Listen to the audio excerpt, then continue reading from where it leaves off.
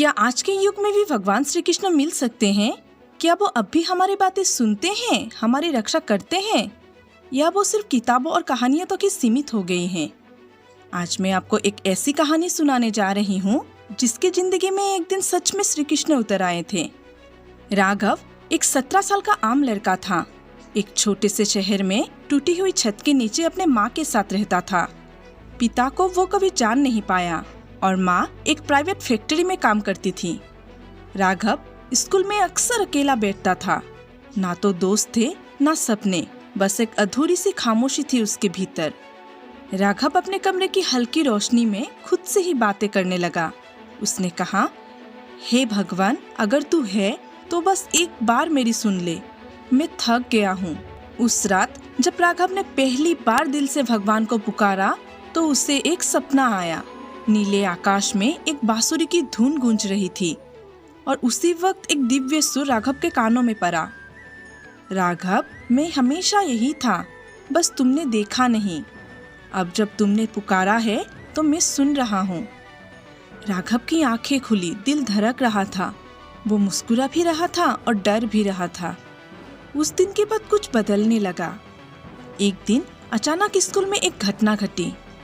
एक क्लास में चोरी हुई और इल्जाम राघव पर लगा।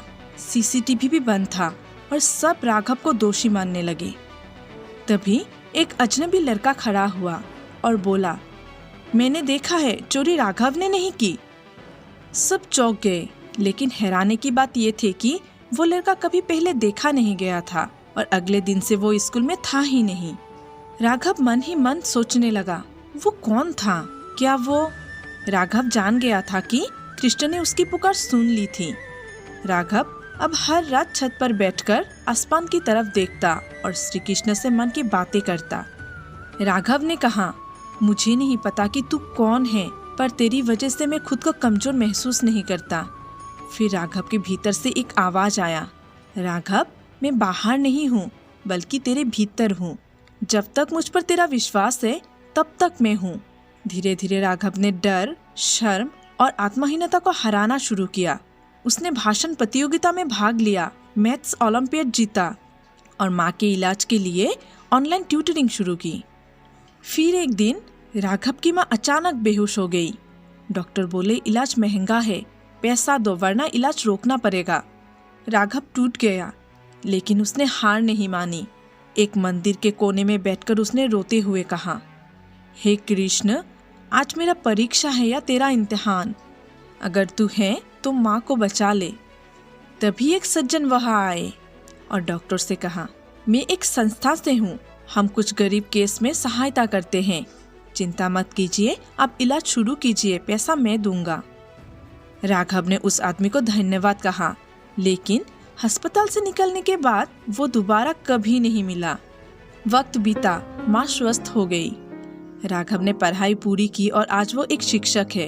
वो उन बच्चों को पढ़ाता है जो खुद को अकेला मानते हैं। हर क्लास में उन बच्चों को राघव एक ही बात कहता है कि भगवान मिलते हैं जब हम उन्हें दिल से पुकारते हैं। श्री कृष्ण तब मेरे जीवन में आए जब सबने मेरा साथ छोड़ दिया। उन्होंने मुझसे कुछ नहीं मांगा सिवाय विश्वास के। जिस तरह कभी कभी कृष्ण किसी अजनबी के रूप में हमारी मदद करते हैं, ठीक उसी तरह कभी कभी कृष्ण हमारे मन की आवाज भी बन जाते हैं और कभी बस एक भरोसा बनकर साथ चलते हैं। अगर आपको कभी लगा हो कि भगवान ने आपकी पुकार सुनी है तो इस वीडियो को शेयर कीजिए। कमेंट में जय श्री कृष्ण जरूर लिखिए और अपने दिल से कहिए, मैं अकेला नहीं हूँ बल्कि कृष्ण हमेशा हमारे साथ है। धन्यवाद दोस्तों।